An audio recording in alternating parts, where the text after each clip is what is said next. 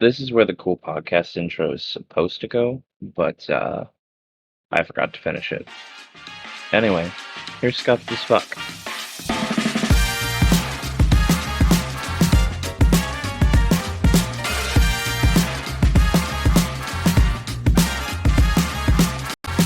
Welcome to the Scuffed as Fuck podcast, the only place where losing a level 5 Pidgey hits harder than your last breakup. I'm your host, a grown adult crying over a digital rat named Beans, aka Retro Coda. And with me today, as always, is our co-host, the Cubic Guru, and a friend of the show, Caleb. Give it up for Caleb. Woo! Clap, clap, clap, clap, clap, clap. Tell everybody a little bit about yourself, Caleb. My name's Caleb.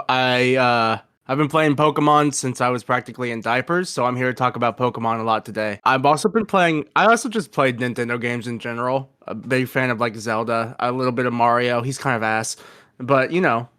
Whoa. Throwing out the hot takes immediately. That's crazy.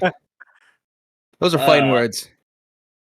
Right, so Those are before racing we words. start fighting each other, yeah, you said you wanted to talk today about Pokemon in general, leaning specifically into like Nuzlockes and stuff. Yeah, Right, because you mentioned that you stopped playing the games at Generation 3, which for reference, we are on Generation 9, almost going into Generation 10 now.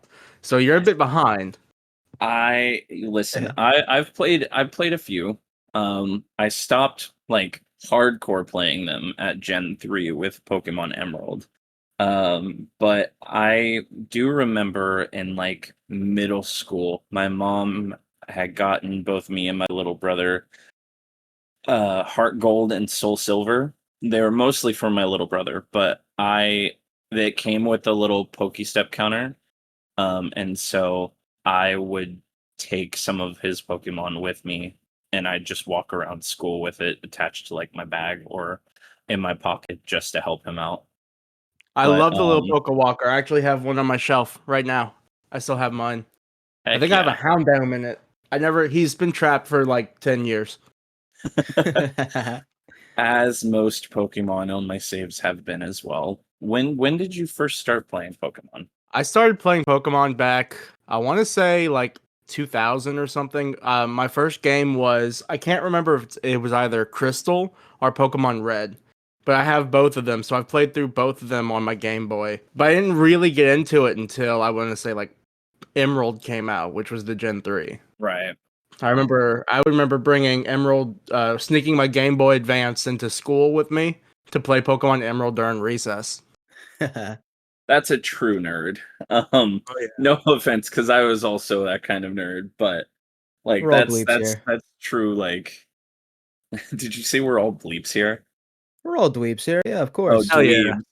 I thought you said bleeps like you were trying to censor it. Nah. We've all been shoved into a locker or two. I was a little too big to be shoved into lockers. My frame is a little too big for that. I was still bullied, but... See, that's when they invent new lockers just to shove you into them. You said you didn't really start getting into it until Gen 3. What made you deep dive into the world of Pokemon? Was it anything specific about that game? Well, specifically what it was my brain developed, so I was able to read. That was like the big game changer for me with Pokemon, was Huge. learning how to read. That's huge. Always huge. Those things, those games have so much reading in them. Because before I would just, in Crystal, you would just walk around in the same route for hours with my level 70 for Alligator, not knowing what to do. And it was before like the 4th gym, so, you know. Right. Okay. Well, Caleb, I gotta know, what is your favorite Pokemon? My favorite Pokemon is a hard question. There's 3. I have to give 3 because I can't really narrow it. Ivysaur. My first one is Ivysaur. I love the little guy. I love his design. His color palette is probably my favorite of the grass type Pokemon, which is what I generally lean towards. My second favorite would be Lilligant, which is a Generation 5 grass type Pokemon. I don't know. I had a run I want to talk about a bit later with called the Champion Run, where I had a Lilligant on me, and it like carried my team, and I didn't expect it. Mm-hmm. And then my last favorite Pokemon is actually Annihilape, which is a new Pokemon. It's the evolution for Primeape. Yes, I love Annihilape. What in the world is an Annihilape? So Annihilape, do you know anything about, well, you know Primeape, right? Correct. That one was one in the gens I played. Yeah. In Generation 9, they introduced an evolution to Primeape called Annihilape, where Primeape gets so angry, it dies and comes back as a ghost fighting type Pokemon. Mm-hmm. That is insane. It's awesome. Talk about living through your rage post death. Something we all strive for, honestly. If I could come back as a spirit to just punch other people, that would be the goal, you know? It's like the Doom guy of the afterlife. Mm-hmm. What about y'all? Any favorite Pokemon? Oh yes, my favorite Pokemon is Magnezone. I love the spaceship boy. Magnezone. Magnezone is the one that looks like a futuristic cop car, right? I guess you could put it that way. Kind of like RoboCop, yeah. Like, it's it looks like a police car with the U-shaped magnets for hands. Yeah, pretty much. Yeah, Gen 4 is my favorite. I started on Diamond and Pearl, and I don't know. I love the like sleek spaceship looking design. I like the sound that it makes whenever it makes its cry. It's so cool. It was a really good evolution for Magneton. If I was designing a Magneton evolution, I would have just stuck a second Magneton on it. So I'm really glad that I'm not in charge of designing Pokemon. There you go. I was gonna say, I've seen some of the later evolutions of some of the Pokemon that I grew up with, and I'm like, this is a lot better than what I could have come up with. Yeah. And then you get into stuff. Have you, Kota, do you know about the convergent species of Pokemon now? Because what it is there are Pokemon in the games now that are, I think it's convergent or divergent species of Pokemon, which is a real thing in the animal kingdom where two animals with like the same origin grow up on different islands or something and they evolve differently, but they still have similarities. So they actually added that into Pokemon now with things like there's a Pokemon called Wiglet. Oh, Which looks like a Diglett, but it is from the sea. There's Wiglet and Wugtrio. There's Toedscool and Toedscruel, which are like mushrooms that evolve to look like Toedscool. So those would confuse you. I love those Pokemon. I would say if you ever get a free chance, just look up Toedscool running. okay. He's so fast and he's so weird. It's also interesting because Gen 9 introduced, based on whichever game you got, prehistoric and futuristic Pokemon. See, so they have Paradox Pokemon. Yeah, the prehistoric versions of like Jigglypuff, for example, Screamtail. I love it. Oh yeah, Screamtail.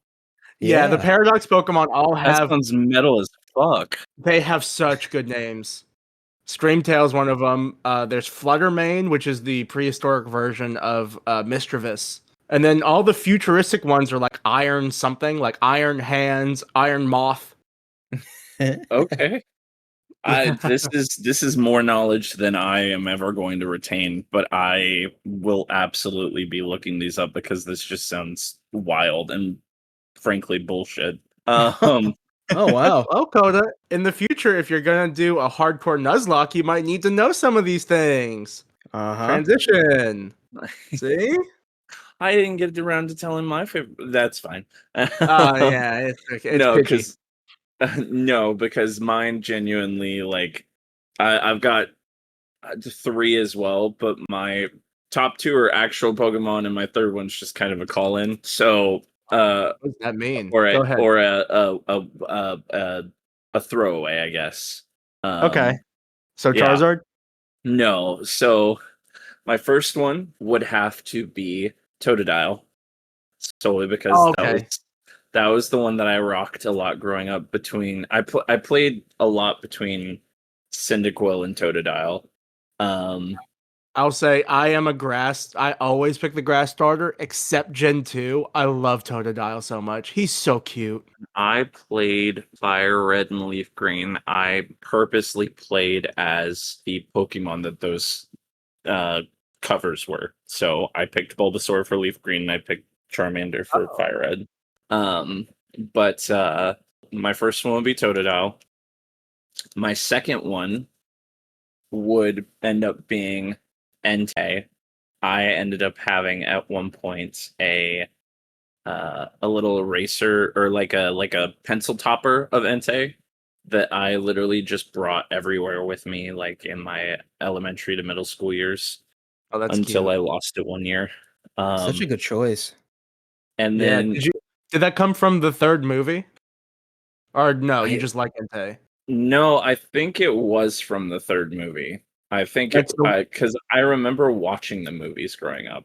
That's the one where Entei can talk because he's a human man and he kidnaps Ash's mom.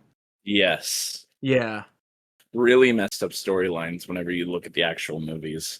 If you've ever gone back though, the animation is still really good. It's still really good. It's so 90s, but it's so awesome. But it's so 90s in a good way. Mm-hmm. But that's a different topic for another day. Yep. My last one, the one that's kind of a phone-in throwaway, is the Squirtle Squad. Okay. I see. Like not just one specific Squirtle, because Squirtle's cool, don't get me wrong. But specifically the one that had the very pointed shades on it, like the ones that look almost like Spider-Man or Deadpool, the lenses. Yeah. You know what I'm talking about? Yep. Like just which I'm pretty sure was Ash's Squirtle, right? I believe so. But yeah, I agree. Yeah, Squirtle Squad's cool. Squirtle Squad will be in my top 3. But so speaking of Nuzlockes, now to get around to that, what is, for the people at home that have no idea, I would assume there's probably a few of us out there, what is a Nuzlocke? So it's actually just a self-imposed set of rules for a Pokemon game. The base Nuzlocke rules are on each route, you can only catch the very first Pokemon that you find. Mm-hmm. You have to nickname the Pokemon so you can gain a attachment and grow closer to it. And if the Pokemon faints, it dies. You can no longer use it. You either have to release it or put it into a graveyard. Those are the basic rules for a baseline Nuzlocke. Now, there are other variants of Nuzlockes that we can get into, like Soul Links or Hardcore Nuzlocke or Wedlocks, stuff like that. But the basic Nuzlocke is just that. Wedlock? Isn't that never mind. Explain a little bit about the differences between some of them. All right. So the next step up from Nuzlocke is going to be a hardcore Nuzlocke, where they just add the rules where you can't use items in battle, so no healing in battle, and you can't over level for the next gym. So say you're going to the third gym, and the leader's highest level Pokemon is level 30. Your Pokemon cannot be over level 30, or you can't use them in battle anymore. Oh, that sounds like an extra. It's a lot of fun. And then we get into stuff like Soul Links, which is a co-op Nuzlocke where you are teamed up with one of your friends, and you two are each running your own games. Usually this is with a randomizer, so you can randomize Pokemon. But whenever you catch a Pokemon on Route 1 and they catch a Pokemon on Route 1, those two Pokemon are now linked. If one of them dies, the other dies as well. Ooh. That sounds miles above anything that I would ever feel comfortable with, because I know my playstyle. I'm not good. Granted, I might be better now that I'm older, but when I was playing when I was little, I was atrocious at it. Oh yeah, and there's extra rules to Soul Links. One of the most popular extra rules is the types clause, which what that is that say on Route 1 I catch a normal type Pokemon and you catch a fire type Pokemon. On the next route, if you catch a normal type Pokemon, we can't add that team to our party because we already have a normal type on our team. Oh. So you can't have duplicate types on any of your Pokemon. Now main types, secondary types is fine. Okay. Now, I have a mini question that just came to mind. Mm-hmm. Is there a rule where like can't catch shinies? Like, what happens if you stumble upon a shiny as your like?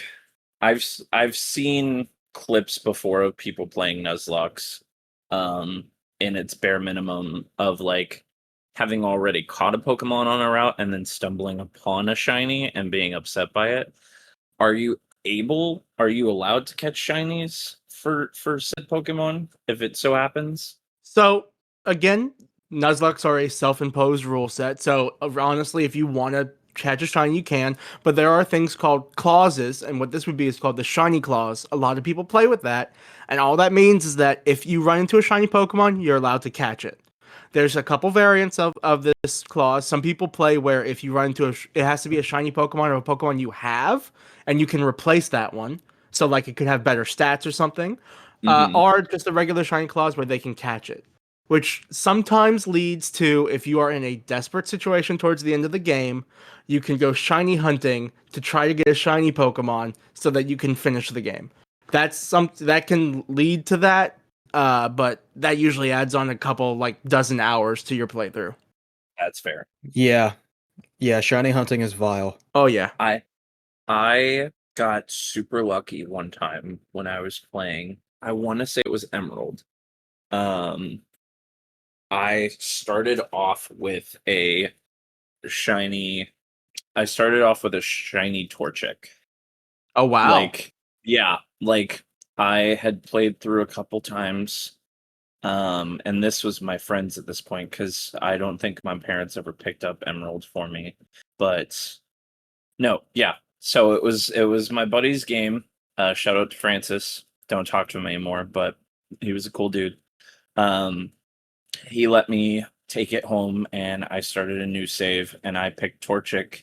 And the first time I threw it out into a battle, it was a shiny and I immediately lost my shit. And I don't for the life of me remember where that cartridge is or if I gave it back to him or what, but do you know what the odds are to get a shiny in Gen 3? Just insanely high. It's 1 in 8,192. Insanely high.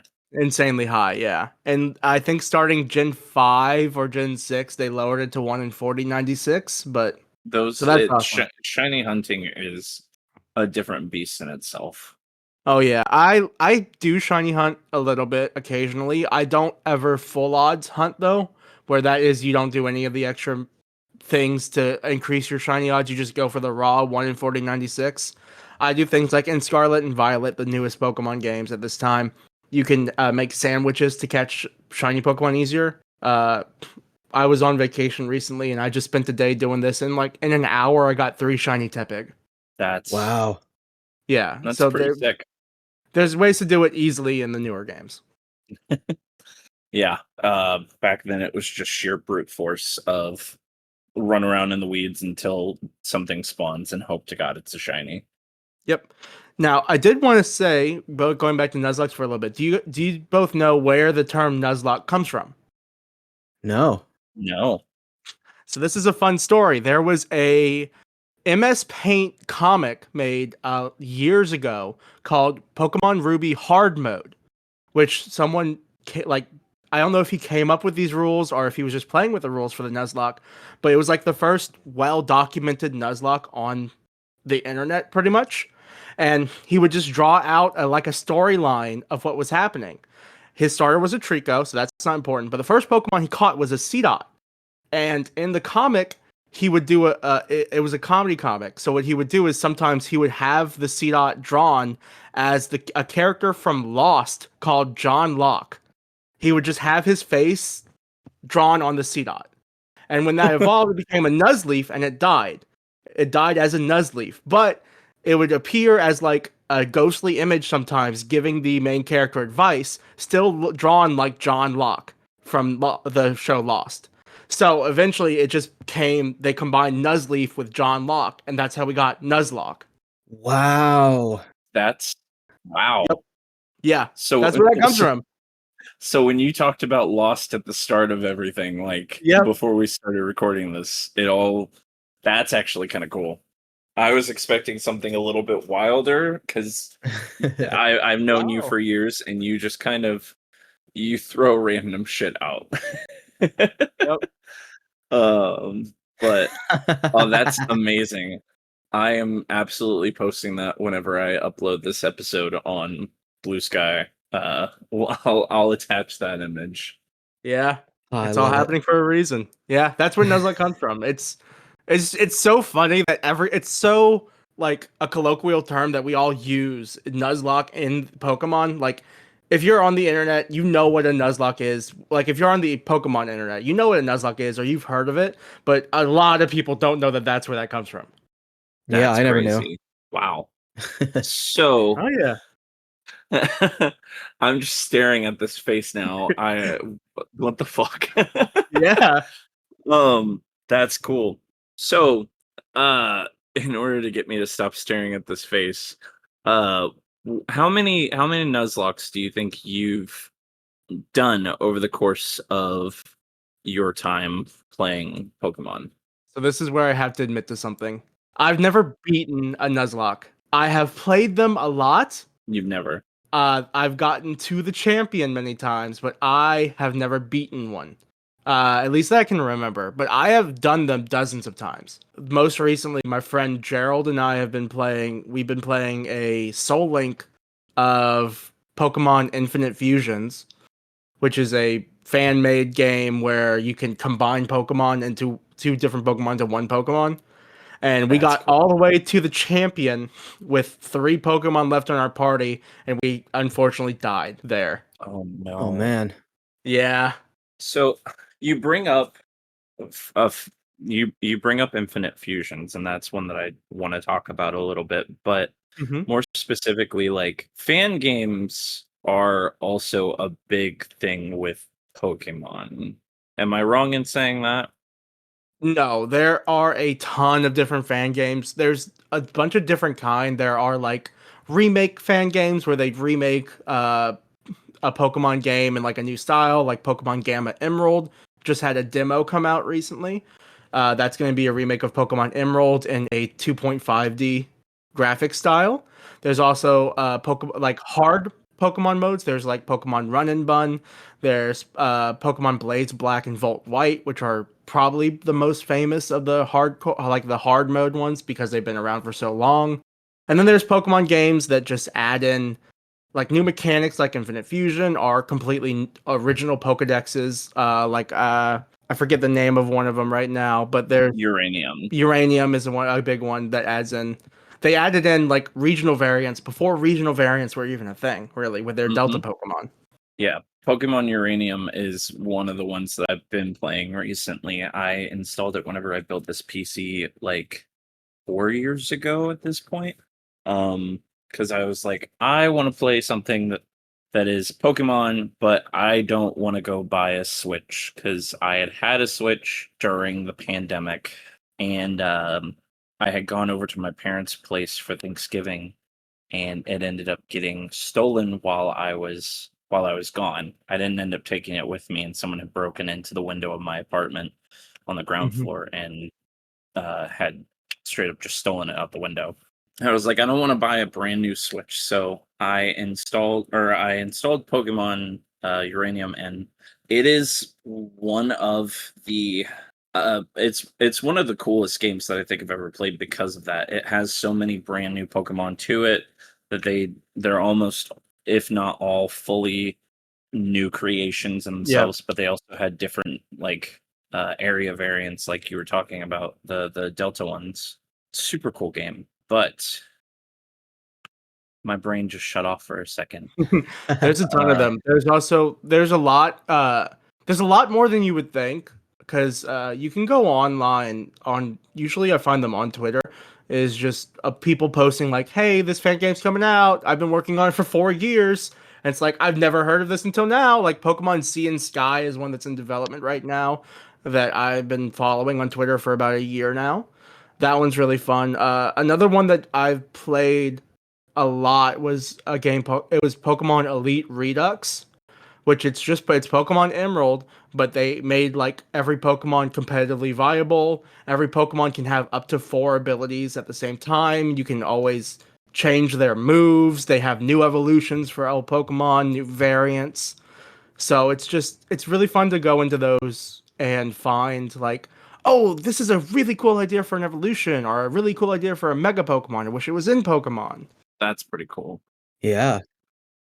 Cubic, why don't you ask a question? My brain's breaking. Well, actually, I have a fun fact for you guys if you'd like to hear. Mm-hmm. Sure. So, did you guys know that Pikachu wasn't meant to be the original mascot of Pokemon? Yep. I believe I remember reading this somewhere. What was it supposed to be? Clefairy. Yeah.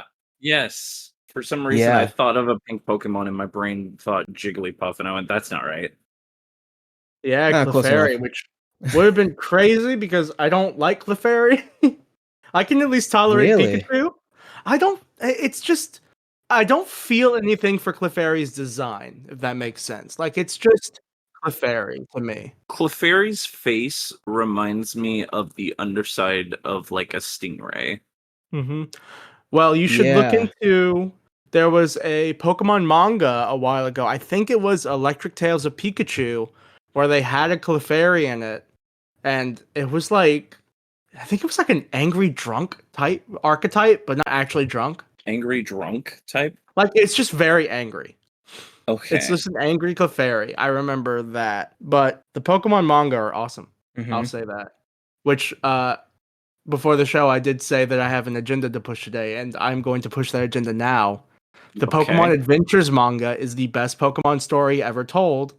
Read them. I want everyone to read them. They are so good. Specifically, Give us the elevator pitch, yeah. Yeah. so they are manga based on the games. So they go through the game story, but they add in actual character development. They go add characters, and they are a continuing series. They started with Red and Blue, or Red and Green in Japan, and those characters show up in later versions of the manga. Like, they'll show up in like Omega Ruby Alpha Sapphire as like these adult characters now. They've gone through all these changes, but the big one I want to push is the Pokemon Ruby and Sapphire series, because that one follows my 2 favorite characters. The main characters in the manga are always named after the game, which, like, in Ruby Sapphire, they're Ruby and Sapphire. It starts getting really weird when you get into like Black 2, White 2, where the main character's name is Lack 2, which is Okay. but Ruby Sapphire, it follows this character Ruby, who is, if you know Brendan in the games, the male character in the games, and then May in the games is Sapphire. Brendan is this snooty, pompous asshole who only cares about Pokemon's beauty and wants to do all the Pokemon contests in the region and win all the Pokemon contests. While Sapphire is this rambunctious, like, wild child who like lived out in the woods, was living out in the woods at the start of it, and wants to prove that her Pokemon are strong and beat all the gym badges. And they meet, and a series of events happen where they make this promise to do their goal, like complete their dreams in 80 days, and they are competing against each other. And it's an adventure story, it's drama. I've cried over a fish in that manga, and there's a really good romance too. It's really well done. So that's my agenda that I want to heavily push. If anything coming out from this is do a Nuzlocke and read Pokemon Adventures Ruby Sapphire. Hey, I absolutely respect that, because I am someone who absolutely adored the show growing up as a kid. I would always watch it. I used to remember the Poke Rap for word. Electro Diglett Niren, yeah. Electro Yes. Diglett Niren, Mankey Venusaur, Rattata, Spearow, Pidgey, Seeking, Jolteon. Yeah. Yep. Every kid would stand up and just scream the Pokemon name at the TV. 100%. Every time it would go to an app break and come back with the "Who's that Pokemon?" I would absolutely be like, yelling at the screen. Oh yeah. But like I always loved Ash's story, especially in the original, and so like knowing that there is some form of media out there that kind of follows that, but in the sense of the actual games themselves and not just like Ash's story. Yeah, and It just sounds really cool. if you hear people talking about the Pokemon manga, they'll usually bring up Red and Blue, and they'll say like, "Oh, Pokemon, but it's dark," because the manga are a little bit more adult, but they're geared towards like early teens. So Yeah. like they'll say it's dark because like in one scene, Blue's Charmeleon cuts an Arbok in half, and you can see its guts, like you can see the inside of it, but it's a Sick. snake and it regrows its tail, so it's fine. But there Sick. are a lot of themes. Okay, there's two big things that are like, well, there's a lot of big things, but two of the biggest dark moments in the Pokemon Adventures manga would be the Elite Four in Kanto committing a genocide. That does happen. Classic. Yeah, classic. And then there is in the black and white manga, there is a it's out of context. If you can see this manga panel, I will try to find it so you can post it. It is the black and white gym leaders all being crucified up on strung up on crucifixes. Oh my gosh. Okay, that's It's yeah. I might avoid posting that just because There's no blood or anything. They're just like on crucifixes. that's fair. We'll see. I'll look up the panel, or if you want to send that to me, I'll make a final decision on that. But that's some deep stuff, especially for a series that's kind of geared towards kids. I mean, not necessarily it's geared towards everybody, especially nowadays, but like I feel like whenever we were younger, it was especially geared towards kids. Oh yeah. And they are still, Pokemon is still, as a franchise, is geared towards children. It's like people will try to be like, "Oh, this one's for us." Like they have better story. It's for kids. It's for kids. The games are geared for kids too. That's why people made like Nuzlocke rules, was to give themselves a challenge, to get more enjoyment from the games that they love playing. You know, from the franchise that they love more than anything. Now, here's a question for you that I want to pose. Mm-hmm. And I don't think it would be physically possible based on my bare bones memories. Would you be able to do a Nuzlocke in some of the offshoot games of Pokemon? Like, let's say, Mystery Dungeon or like Pokemon Rangers? Oh yeah, yeah. Really? People made rule sets forever. So Nuzlocke has become so synonymous with this. Like, if your creature dies, then like something dies, then you have to restart or you lose it forever. That like other games just use the term Nuzlocke still. Like there are Super Smash Brothers Nuzlockes where you go through like deep subspace emissary, but if you lose one of your characters, you can't use them again. There's Nuzlocks in all sorts of games. Anything that you can have like a roster with, people have made a Nuzlocke version for it, especially the Pokemon games like Mystery Dungeon or Ranger. I'm not too sure because the weird thing with Ranger is that once you use a Pokemon's ability, it's used up and you can't do it. You can't use it anymore, because that might get more into like speedrun territory where you have to plan out a route, and if you know your Pokemon that you have to get those. But yeah, Nuzlocke are everywhere. See, that's really cool. That's something that I would not have expected. I mean, for Pokemon, it makes sense. Having that rule set that you kind of give yourself as like okay, I'm only gonna collect one Pokemon on this route, and then I'm gonna continue on. But like having never played Smash before, which we talked about in the first episode, me and Cubic, I didn't even realize that you could have like Nuzlocke rules in a game like that. Yeah. That's actually kind of cool. Yeah. Yeah, like I said, Nuzlocke, it just became synonymous with hard mode where you lose someone when they die. Kind of like a Fire Emblem game. But that's just default Fire Emblem. Right. Well, it's crazy to think that like so much has come out of this game, especially when the original game was almost canceled. Yeah. It's just so weird. Did you know that, Coda? I did not. What the original game was almost canceled, you said? Yeah, so Red and Green, when they were making it in Japan, it took 6 years to develop, and it Yeah. nearly bankrupted Game Freak. So the team that developed it had to make they had to sleep at their offices, and they had to get part-time jobs to fund the game.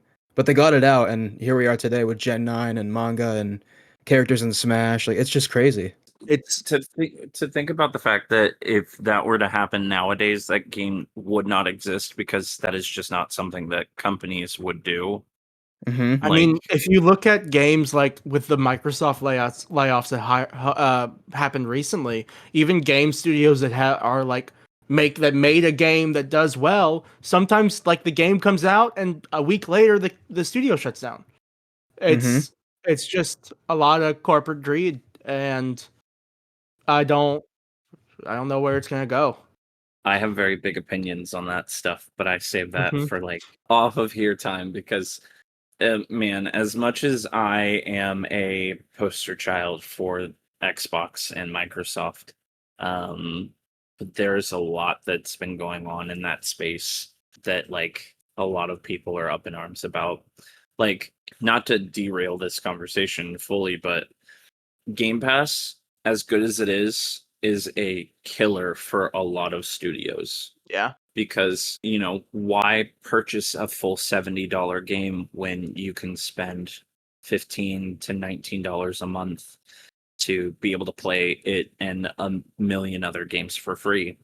I mean, Mm-hmm. I did that. I had gotten Game Pass when Pal World came out to play it, and I just completely forgot and I left it running. And then recently, the game Clair Obscur Expedition 33 came out, and it's on Game Hmm. Pass, and I got to experience that, and that is now one of my favorite games. But I just wouldn't have bought it because it's a Right. $40 game. So It's a fantastic thing because it introduces so many people to new video games that they wouldn't expect that they would enjoy. But on the flop side of that, there are a lot of companies that lose out on that money. While they do make some money off of it, from my base knowledge of how Game Pass works, is like Microsoft does pay them an amount for having it on Game Pass, but mhm. you're sacrificing sales for more people to see it. And while that can be good at times, it can also like ruin a company where like a game that was expected to sell, let's say 100,000 copies or even maybe 500,000 copies only does a fraction of that because the game was put online for free through Game Pass. And there are games that are like considered successes by the gaming community that were technically a financial failure because of the lack of sales. Even though so many people are getting around to playing it, they're not making money off of that, if that makes sense. Oh, totally. I think it's just a larger thing that's going on with the world where everything is being more towards the to how much money something can give you or how much money something makes, whether if it is a good like it's art. Like video games, I this might be controversial to some people, but video games are art. Video games are extremely art. They are you go through a story, you see visuals, music, everything. The gameplay, the way the game interacts with you is art. It makes you feel different things from anywhere from like the game Peak that just came out where I'll fall off a mountain and I'll scream. I'll literally scream. Or like playing horror games. I played a game recently that it was a free indie game that I played called Greener Grass Awaits. It's a horror golf game. And it was such a fun experience that scared the shit out of me, and that these games can elicit such strong emotions that it's really hard to deny that games are art. We're getting to the point where we're talking about we're talking about a topic that I want to actually cover at some Yeah, point, and we so might just anyway, have I to like Pikachu. we might actually have to just drag your ass back onto here for that episode because um I am someone who wholeheartedly believes that video games are an art form. Mm-hmm. And there are so many different aspects to what can make a game a good game, but also it doesn't have to be like the best way that I can put it is it doesn't have to be a AAA game. It can literally be Oh yeah. It can literally be a like stick figures running across the screen, and as long as it has an aspect of either a really good story or really fun mechanics, like a game that I played on Newgrounds back in like 2009, 2010 was called Color My World, and it is literally you play as a stick figure character. And I played this on stream the other night. I played through all 5 games because they're so short, but they're so powerful. You're playing as a stick figure, literally going across a hand-drawn world, and there are little interactions that you can click on that color the world as you go. And there's a whole message behind it involving like love and stuff. I'm very much generalizing it. The stories all are based around this main character's chasing after a girl, but it has no voice line, no dialogue, bare bones mechanics of you're literally just using your arrow keys to move around and clicking on these little shiny interactive things, and it colors the world around you. And then at the end it has like a message of like, you know, to explain it in the simplest of terms is like anything that is worth fighting for is going to be difficult. So it's like I will travel to the ends of the world to make, you know, this work, because love is worth the hard times. Yada yada yada. I love when a video game has a message that they want to, like they clearly want to say. I brought it up earlier, but I don't know if you've played Expedition 33 yet, but that game has so much to say about like handling grief and like what we do, like with how we interact with the world and people that we love and what that can mean to one another, or like how you don't like someone can seem some way on the outside, but when you learn more about them, they've gone through so much. Everyone has a story to tell, and video games are such a good way to interact with the world because you get to take the place of the main character. You're not seeing the story through yourself, or you're not like when you're reading a book, that's the book. The book is the same every time you read it. You're going to get that same perspective every time. Now you can take things away from it, but with a video game, you are the main character. You step into that role. If something happens to the main character or the characters that they love, you'll feel something. If you're not a sociopath, but you'll feel something. Play Expedition 33. You'll feel something. To kind of bring us back towards Pokemon, because we got just a teensy little bit off track. Pokemon does have that kind of effect to it as well, of like, at least I feel like towards the, I don't know if I would say necessarily the baseline games, at least the original 3 gens that I played, but I feel like whenever you look towards like Pokemon Ranger, as I was mentioning earlier, and Pokemon Mystery Dungeon, and I would assume some of the later ones too, like you playing as this main character, you're experiencing a lot of like things happening to you, and and you grow connections with your Pokemon, which is why that's why one of the core Nuzlocke rules is you have to name your Pokemon to grow a bond, because going through these challenges, these rough, like, oh no, oh god, my Pokemon got critical hit, it's at 5 HP, thank god it lived, thank god Schnookums the Meowscarada got to live another fight, you know? I love this Pokemon now. I would die for this Pokemon. It's really good. And my poor beans. I don't know. Have either Coda? I know you probably haven't, but Cubic, I don't know if you've played the newest Pokemon game, Scarlet and Violet. Yes, I played Scarlet. Okay, because they do add more of a like. There's very human stories in Scarlet and Violet. I think they are probably, if not I think they are the best character stories in baseline Pokemon games like out there, because there are 3 different tracks that you go on that each deal with these 3 separate characters that all have a unique story to say, whether it's like some of them are like a little bit, of course they're children game, but a little bit childish, like stopping bullying and all that. But then we get to one of my favorite characters in the Pokemon franchise now, Arven, who his whole story throughout the game is that he just wants to make his dog better. He has a Pokemon Mabostiff and it's sick, and he just wants to heal the Mabostiff, and that's it. That's his whole storyline is treating this old dog that he has been around him for years. Give me 1 sec, y'all. You're good.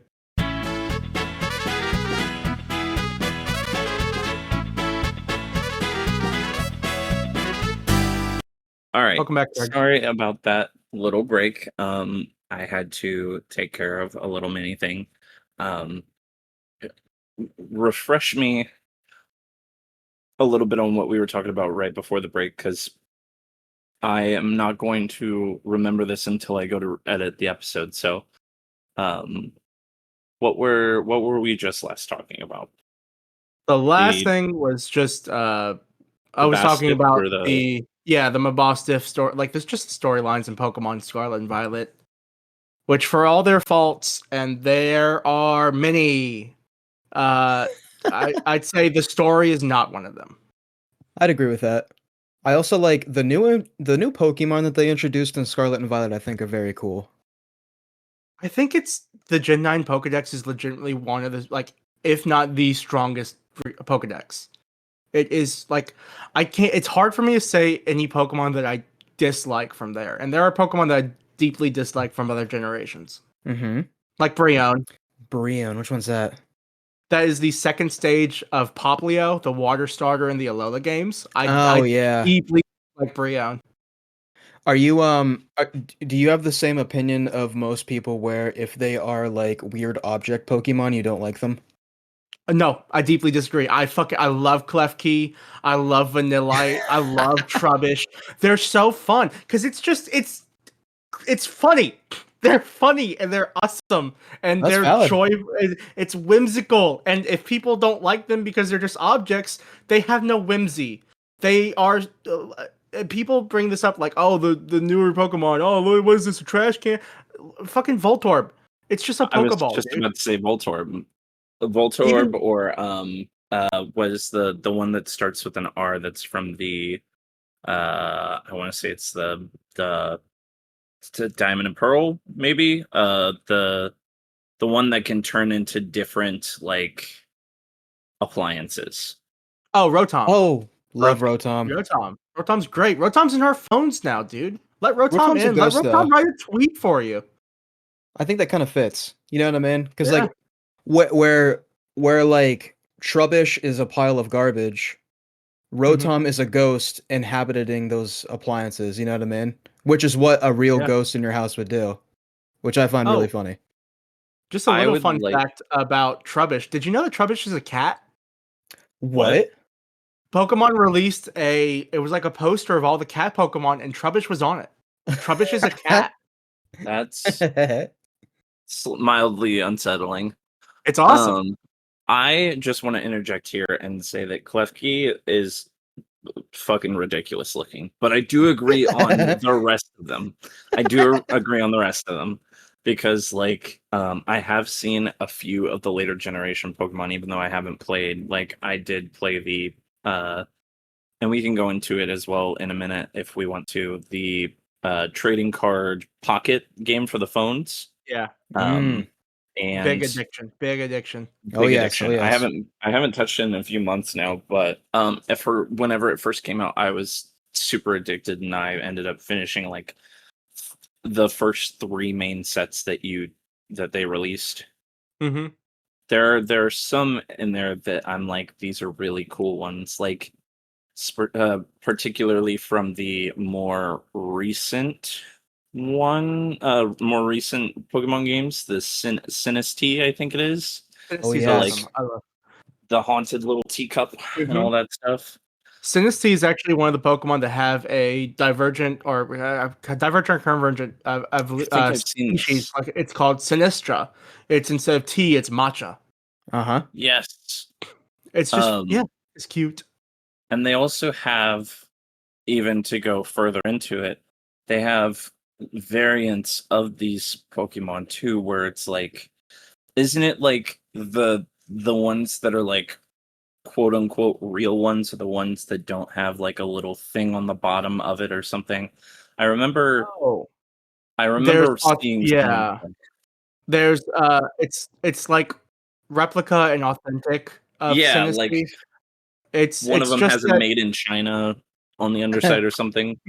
what it is that when you're looking at the Pokemon, if you look on the underside, there's a dot there if it's an authentic one. So that just means that it's an authentic porcelain. There's no different stats or anything. It's just another fun little collectible thing that people can do to like complete a living dex. Like I don't know, do y'all know about living dexes? I know the name, but I don't know much about it. So there is this app you can get on your phone, and it's on the Nintendo Switch called Pokemon Home, where you can actually just transfer all your Pokemon into this one storage system, and people create these things called living dexes. And what that is that you have one of every single Pokemon in your box, and it's just a complete living dex. Uh, and then there are some people that do these with different forms too. Like for instance, with the Sinestra, you would have to catch both an authentic and a fake Sinistee and Sinistee's evolution, Poltergeist. You would have to catch both of them and keep them in the box. There are a lot of people who enjoy doing living dexes. Living dex is actually my main thing that I do with Pokemon. Is I love going through and completing my Pokedex and doing a living dex.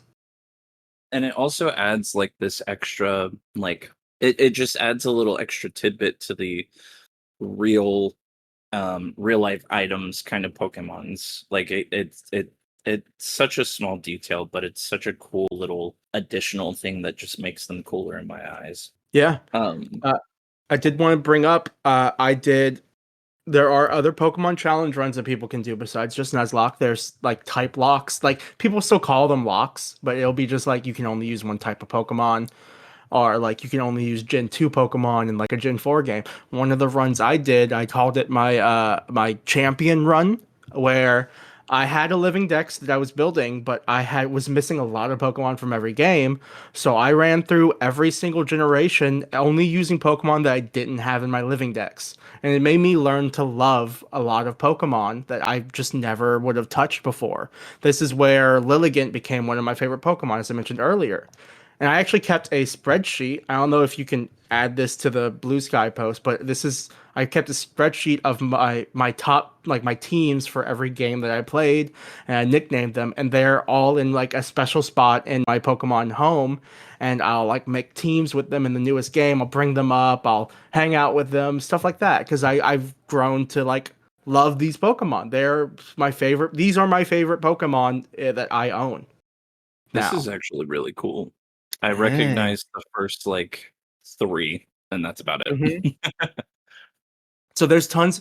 Pokemon as a game is such a unique thing that I don't think will ever be replicated because there are 1,000 different ways to play it, and there are so many different games that people will just play their favorite game. Like people play Pokemon Emerald nonstop still because the games like graphically like red blue gold silver crystal, they're graphically they're Game Boy games, they're original Game Boy games, but they're still good games. Like the core of Pokemon, catching the Pokemon, training them, and battling has never changed in over 25 years.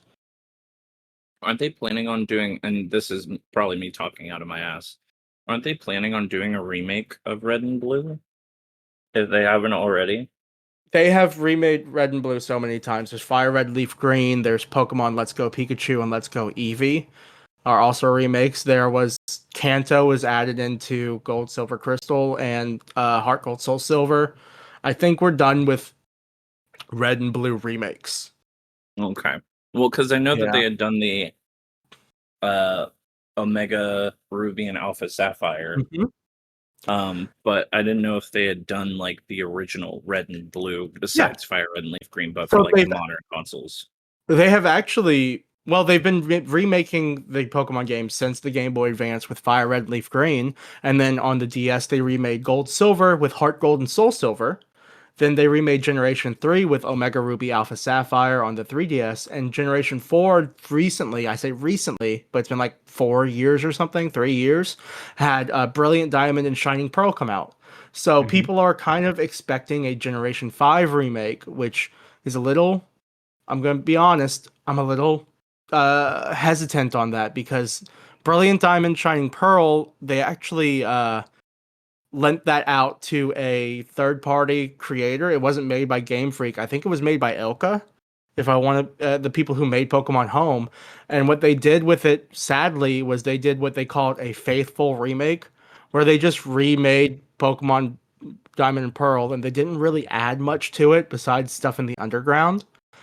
But the problem with that was that there was a better version of Diamond and Pearl called Pokemon Platinum that had a better story, that was more well balanced, that had way more Pokemon that you could catch, because in Pokemon Diamond and Pearl, Coda, Cubic, did you know that there's only one fire type Pokemon that you can catch besides the starter?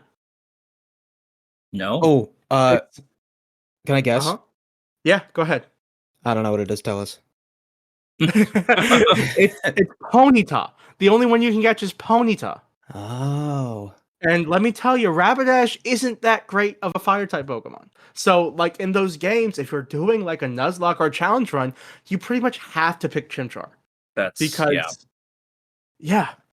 But so when they remade Brilliant Diamond Shining Pearl, like Pokemon Platinum fixed that. They added some more Pokemon. They added some more. Or more of them early game, because I think you can catch like a Magmar later to get Magmortar. But Platinum fixed this, they added more early. Yeah. I remember my brother had Platinum. I remember he had Platinum and I helped him with like the part where you get into the other dimension and you're having to do the weird walking on the walls maze. Yep, Giratina's world, which Giratina is such a cool Pokemon, dude. So did they just pretend that Platinum didn't exist when they like, weird question, but I guess because Ruby, Sapphire, and Emerald. Emerald was technically like a mix of the two games.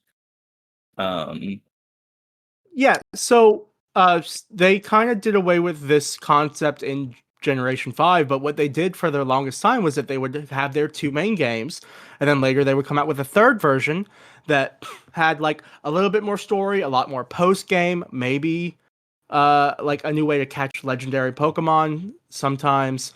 And then they would combine the dexes. Like for Red and Blue, there was Pokemon Yellow, which was a video game that actually kind of followed the anime story, where you got Pikachu as your starter, and you could just get the other three starters like Ash did in the anime. And then you remember that. For Gold and Silver, there was Pokemon Crystal, which had a story more focused around, I forget his name, but I think it's Eugene or something, who was on a hunt for the Pokemon Suicune. And it was a story about Suicune. And then Ruby Sapphire had Pokemon Emerald, which is the definitive version of it, where you go and you get Rayquaza to help stop Kyogre and Groudon. And then Pokemon Diamond and Pearl had Pokemon Platinum, which added an actual story to the game. And you could technically catch, at least if my memory serves me right, I'm very vague on it, you could catch both of the legendaries in the third game, right? Usually, like in Pokemon Emerald, you would catch like Kyogre would be in the deep sea and Groudon would appear in the caves. Yeah. But in the regular ones, you could only catch the main. Yep. Yeah, you can only catch the main. Like if you were playing Ruby, you could only catch Groudon. Groudon.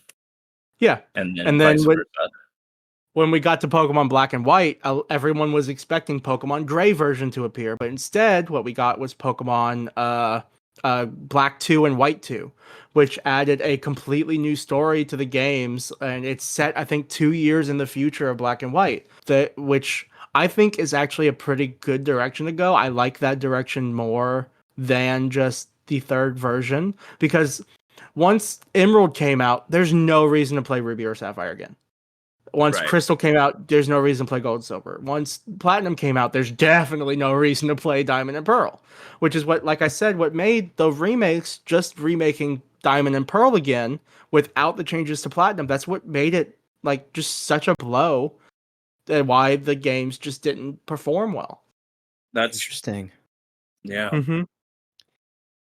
Yeah, well, Caleb, I would love to wrap back to the question I asked you before we took a break. So, in your opinion, which new mechanic do you think was introduced in the subsequent games? Okay, so I'm going to take this from two different fronts. There is the one that is the best for the competitive and the Pokemon playing, and then there's the one that I like the most. The one that I like the most is Mega Pokemon, because Okay. it's just an extra evolution to Pokemon that already existed, and it's cool. They kind of a little funny thing that they did with Mega Pokemon. So Mega Pokemon started in Pokemon X and Y, where they would add new an evolution to your Pokemon that you could do. You could have one Mega on your team, and they had to hold a specific item for them to Mega evolve. So you added that. They had new abilities. They had boosted stats. They made some Pokemon that were not competitively viable, like a Mawile, into a competitively viable Pokemon. But they kind of did a story retcon in Pokemon Omega Ruby Alpha Sapphire, where they added this weird fact that Mega Evolution hurts your Pokemon. Like, it's excruciatingly painful. It's such a weird thing that they added to the lore. Uh-huh. Mhm. Yeah, apparently Mega Evolution is like super painful for your Pokemon to go through. But my favorite gimmick that I would say that they added for competitive wise is definitely terrestrialization, which is what came in Oh. Pokemon Scarlet and Violet. Because so Pokemon as a competitive game, it's already kind of like chess, where you have to try to think of what your opponent's going to do, if they're going to try to predict what you're going to do, or try to set up. Like, if you can set up right now, or if they're going to protect. If they think they're going to attack you, you can they're going to protect maybe. So then you can set up instead, or you can get some weather effect off. And then terrestrialization, what they did was they added the ability every Pokemon can terrestrialize, which changes their type for like type effectiveness wise to a single type of any type that you can choose. So like you can send out a Primeape and you can terrestrialize it to be a flying type now. Or like for electric type Pokemon whose only weakness was ground types, if you knew that they were going to use like Earthquake on you, you terrestrialize to flying, and now they don't affect you. Or so it adds such a deeper layer to the Pokemon competitive battling of like, oh, what type do they have? Are they going to use it this turn? Like if they're Terra Ghost, but they're weak to fighting type moves. Are they going to Terra Ghost because they're predicting I'm going to fighting type attack them because Ghost is immune to fighting? Or like, or am I getting faked out? Maybe I predict that they're going to Terra Ghost, but then they don't, so that they can save their Terra for a different Pokemon, because only one of your Pokemon can terrestrialize per battle. Well, this is way That's over a my lot. head, guys. Just give me That two was a Game lot, Boys I and a know. link cable. Give me two Game Boys and a link cable, and I'll be happy. Look, I'll get you on Pokemon Showdown, Coda. Hi, that's like we're talking. I'm like entry level. Like, oh Yeah. yeah, my favorite character's Totodile. Meanwhile, you're over here like Mega Evolution. Ostracized Vulpix, and I'm absolutely yeah. This is like not to. I'm sure there's going to be a lot of people listening that are like, you're talking shit about this. No, trust me. If I grew up around this stuff, I think I would absolutely love it. But I'm listening to this like I'm trying to solve a chem equation in AP Mhm. class. Like, I do what to huh, and it creates what kind of bond? Huh? Yeah, Like, like I said, this is why Pokemon is such an interesting game series, because you can have the casual who just plays through, they use their favorite Pokemon, they'll spam Earthquake in every battle. All their Pokemon have nothing but attack moves. You could do the Nuzlocke run where you're specifically going like, oh, well, this gym leader has these Pokemon, so I need to bring these Pokemon in this order to be able to win without any losses. And then there's the competitive side, which is just it's a completely different way of playing Pokemon, looking at it competitively, because some of the Pokemon that you use competitively would just not work well in a Nuzlocke. They just wouldn't. I'm a Hydro Cannon guy, so Hell yeah, like that thing misses. Zap it misses cannon. so much. If it doesn't have 100% accuracy, it has 0% accuracy. 100% of the time, it works Wow. 0% of the time. Yep. That's crazy. Let's talk about Pokemon in different forms of media, because we've sprinkled it throughout this episode where we've talked about like the manga and a few of the movies. We briefly stopped on, or we briefly treaded the waters on those. How deep does the iceberg go in terms of Pokemon in different forms of media? I know that it is very popular in terms of movies. I know throughout the early 2000s there was nearly a movie almost every couple of years. I think the first one I remember is Pokemon 2000, which I believe was the one with Mewtwo in it. Lugia. Lugia. But I know that over the years they were releasing lots of them. Do they still release? Do they still release movies for it, or has it become more of like games and the TV show? So the movies are. It's kind of a funny thing, but the movies all focused on Ash as a Pokemon character. And I don't know if you've known this, but as of I think 2 years ago or last year, Ash actually isn't in the anime anymore. He won a Pokemon championship and he retired. And there's a new storyline with new characters now for the first time in over 20 years. But that left the movies on a weird spot where the movies were all about Ash. And there's over 20 Pokemon movies too. There's a lot of Pokemon movies. But they are more focusing on like shorts and side stories in the world of Pokemon with things like Pokemon Concierge, which just came out on Netflix, which is like a little 3D clay animation story set in a Pokemon, in a resort hotel thing. There's also like Pokemon Twilight Wings that came out, which was another short series that followed. I want to say it's in Hisui, so it's a bit of a longer like a ancient Pokemon kind of story. And then there you have some Pokemon stories that are off of the games that they did. They did a couple series. There's Pokemon, I want to say it's Pokemon Evolutions, I think is the name of the series. But there's one that it's a bunch of like 3 to 4 minute shorts where they're just following different scenes in the games. And it's really well done. And they tell such fun little stories in the world of Pokemon. And then there's trying to remember, there's one that follows Red in Pokemon Red and Blue. It's like a 5 episode miniseries, 5 or 4 episode miniseries that came out when X and Y or Mega Ruby Alpha Sapphire were coming out. That follows Red going through and trying to catch all 151 Pokemon, and that's where they added like Mega Evolution for his Charizard in that. But that's what they're focusing more on in the movie side. And plus, there's like Detective Pikachu that came out. Right.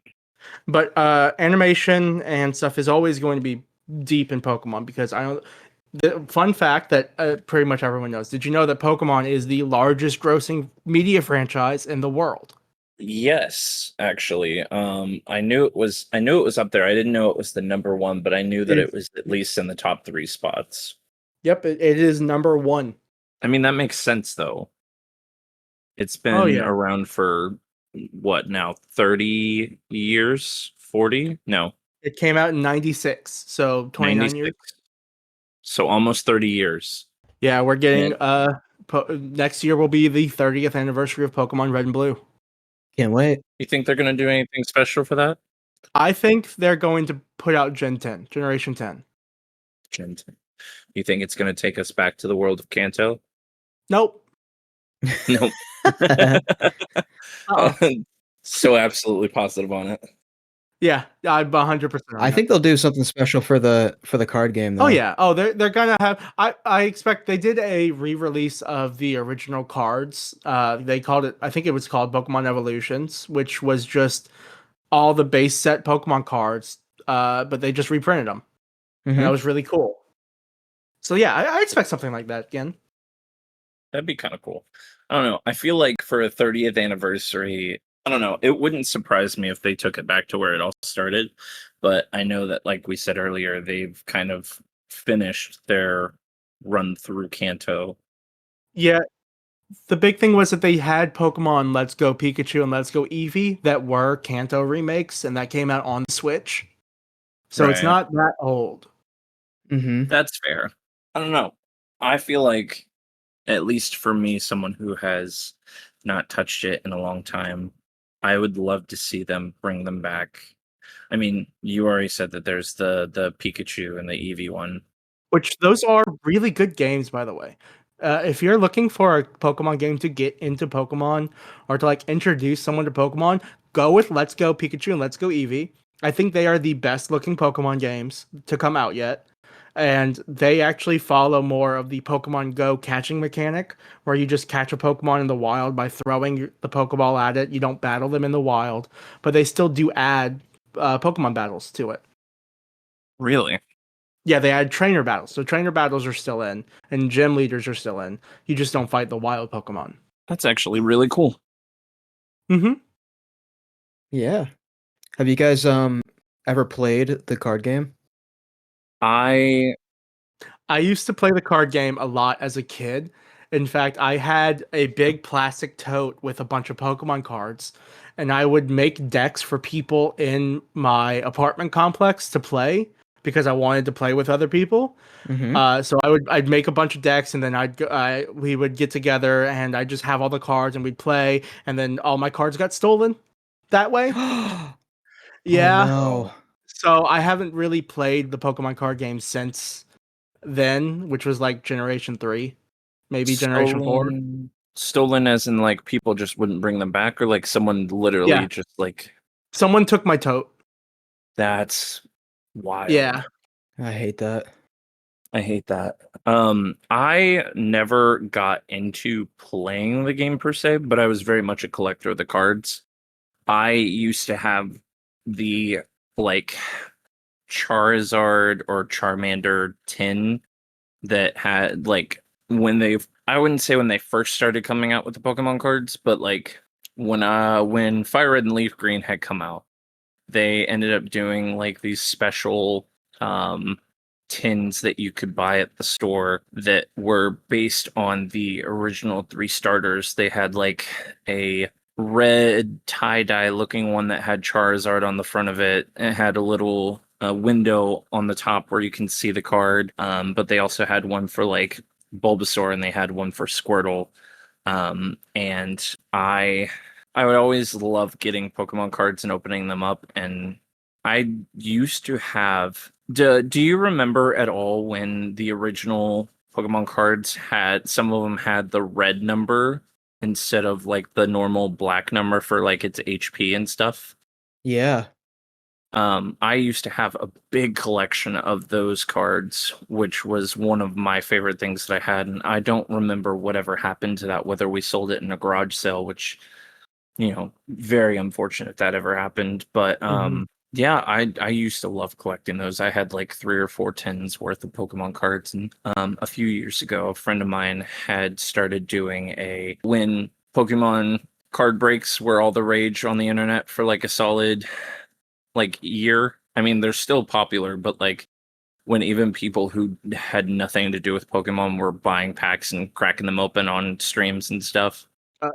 It's still going on to this day. I work in Yeah. retail, and the Pokemon cards are limited to 2 per person, and they're still selling out day of because of scalpers.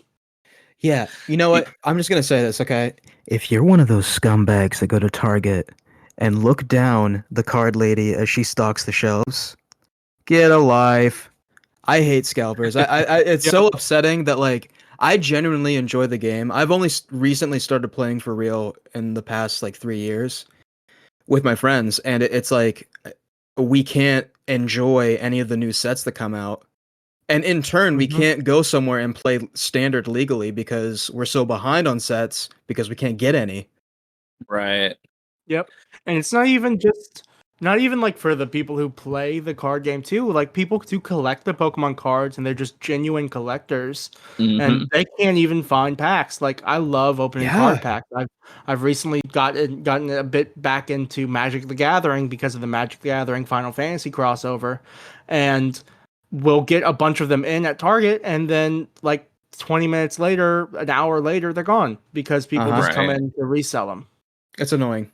But my buddy had actually started his own little, he had the business for like a year where he knew a guy who actually like worked, he worked for some sort of distribution company of some sort. And so like he could buy these packs themselves, and then he had his own stock of stuff where shipments would come in and he would actually sell the booster boxes and things.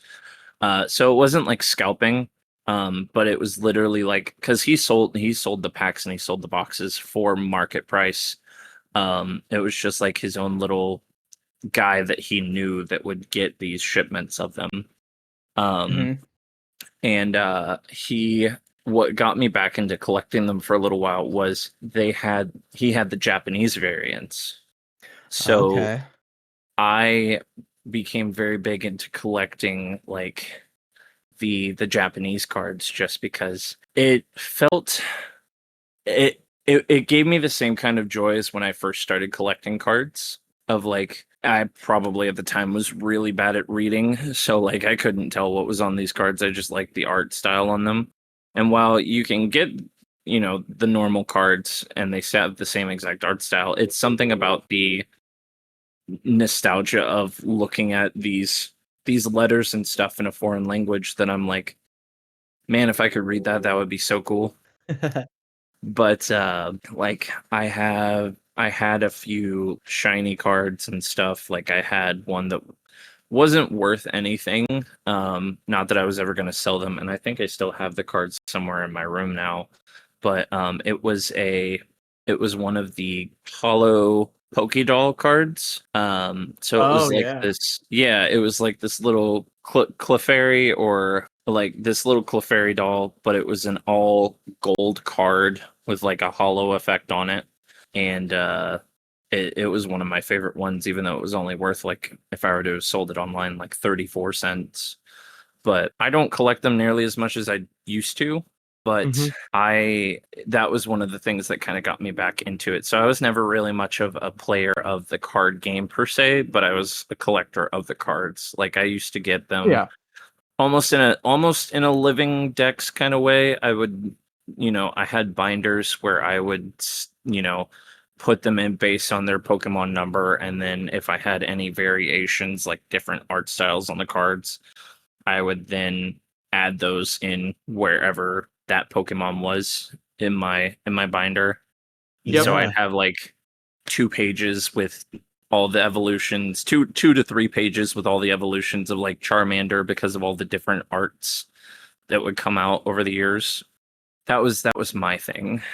I never fully understood how the token system worked and all that until I started playing the trading card pocket game, where I learned how the actual like card game worked per se, Yeah.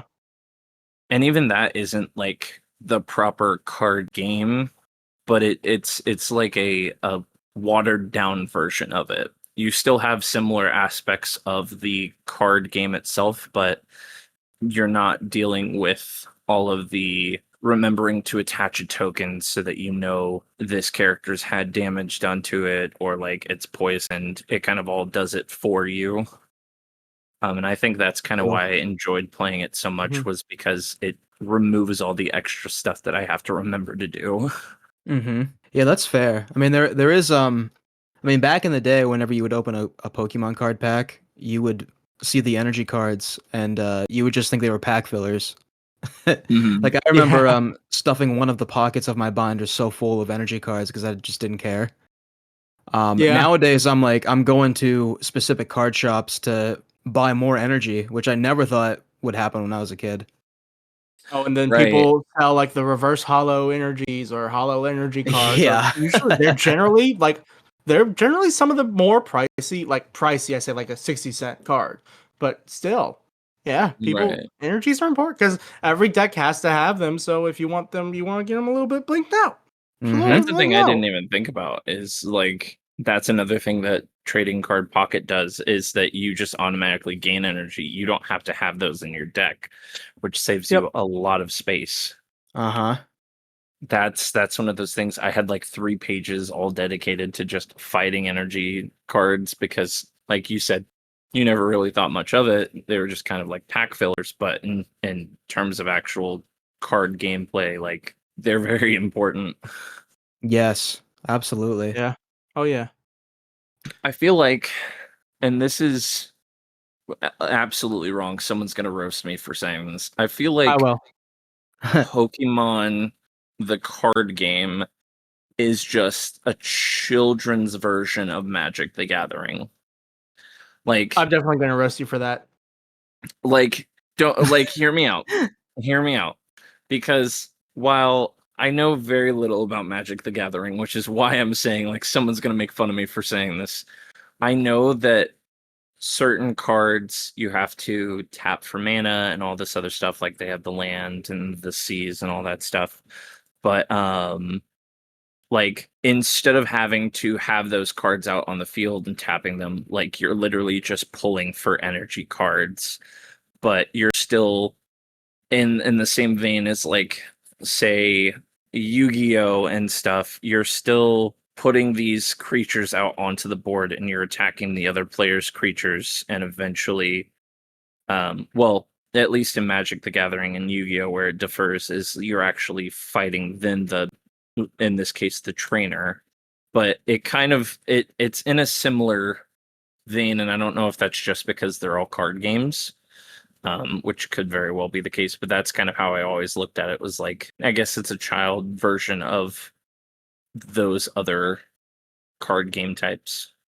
I would Am say I that wrong is for a saying that? I would say that's a very common opinion for middle schoolers, and people who want to Bam. try to seem older than they are. Wow. Boom But roasted. it's just a different Wow. form of card game. There's still just as much strategy as a Magic the Gathering card game, or just as much strategy as a Yu-Gi-Oh card game. It's just different. I can see why you can say some of the mechanics they might seem a little bit simpler on the surface level, but especially in TCG Pocket, where it's just about like getting the Pokemon to strong, but in actual gameplay of the trading card game, there is a lot of strategy to use of like when to bench your Pokemon, what Pokemon can sync well with the different cards in your deck. The deck building is very big in Pokemon, especially with some of the cards that they add now, where like Mm-hmm. my roommate is making a card deck around these Pokemon cards that are like Cynthia's Garchomp or Cynthia's Pokemon, and like there are specific trainer cards that will only work with these specific Pokemon cards. So the way you build the decks in Pokemon, I'd say, is super varied, and a lot of strategy can go into it. So I can see where you're coming from, because on the surface, you're not fighting someone, you're not reducing life points, you're just knocking out 3 Pokemon and then you win the game. But there's a lot of strategy that goes into that when you look deeper, I would say. That's fair enough. Like I said, I knew I was going to be wrong by saying it, but I still wanted to just kind of put it out there. Um, No, and I was making fun of you, but I do think a lot of people do feel that way, because especially because it is Pokemon. At the end of the day, it's based on a children's game, so I can see that. Yeah. well, with all that being said, I think we're gonna wrap it up here after being utterly destroyed by that roast. But also just in terms of we have been going for a hot minute, and I don't know if you guys have any other plans, but I do have to be at work early in the morning, so I do um, too. this has been a very fun time. I've thoroughly enjoyed learning about everything. Mhm. Is Yeah. there any last little comments that you want to make about the games in general? Like I know you said earlier, like the 2 takeaways were what was it? Playing a Nuzlocke and reading the manga. Are there any other little takeaways that you want to throw out there before we end it? I do actually have a challenge for both of you that I would like to put out here. I haven't brought this up to either of you before this. I want to challenge you two to do a Soul Link, and I'll be there to coach you because I know both of you like to stream games. So if you ever feel like you want to do a Nuzlocke, I would love to be there and coach you through a Soul Link. We wouldn't have to do like hardcore rule sets or anything, and I could set up to be a little bit easy for you. Sorry, my computer just turned off a little bit. I hadn't moved my mouse in a while. Yeah, but I could help y'all set up one that would be generally pretty easy and would be a fun experience for the two. I'd be so down for that. I'd be down for it. We'll definitely have to see where schedules kind of line up. As of right now, this is one of the few couple episodes that we will be recording in advance, just because the last couple episodes, I have literally, for those of you listening, the way it was supposed to work, or the way that I had originally planned was we would get a guest in, we'd record an episode like the week before release, I'd edit it so I'd have it ready to release. The way it actually worked is we would record it literally the Thursday before upload. I would edit it after I got home from work the Friday before upload, and I ended up staying up till like 1 a.m. knowing that I had to be at work by like 4:30 or 5 o'clock, and just making sure that it was ready to be posted while I was at work. So we'll definitely have to see in terms of schedule wise. But this has been a lot of fun. This has been very much a learning experience. Do you have any final questions, Cupic? Or nope, no final questions. I also had a blast. I can't wait to play. Yeah. A lot of fun talking with y'all about Pokemon, one of my favorite franchises. Thank you for having me. Absolutely. Yeah. Go ahead and give yourself a little shout out. Where can people find you at? All right. So if you want to just go onto twitch.tv, I stream a lot, twitch.tv/GenStreams. If you want to go subscribe to her there, I would prefer you do that than subscribe to me.